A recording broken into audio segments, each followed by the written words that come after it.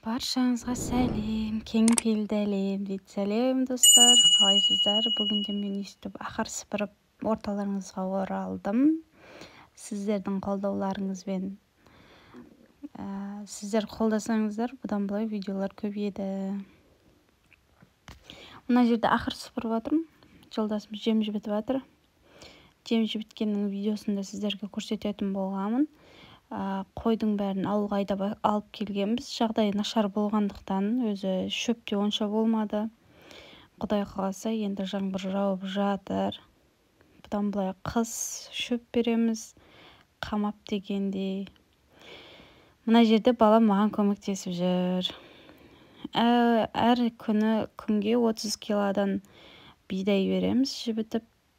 Қойларға 24 сағаттан 2 күн тұрады. Сол 2 күндігін бірде жібітіп, қойлардың жағдайын жасап, жегендеріне нормальный қылып, оларға да солар арқылы дамып, өсіп, өніп отқаннан кейін, оларға да жақсы қарау міндетіміз. Солай жалпы өміріміз. Маған көбіңіз қойды көрсетіңіздер деп едіңіздер. Қойдың видеосында салатын боламын жақын ортада. Бұл жерде қора тазалап, туған күнге дайындалып асығып жатқан кезіміз. Аптекада осындай нәрсені көріп қалдым енді.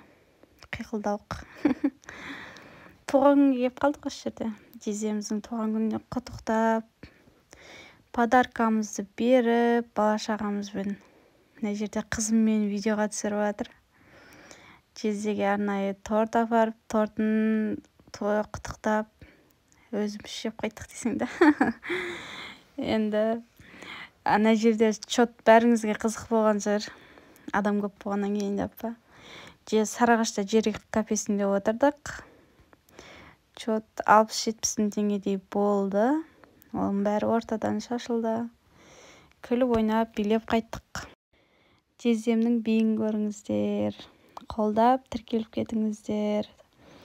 Бұдан былай видео салып отыратын боламын. Сіздермен болғанмен Жарылқасын Ұлжарқын.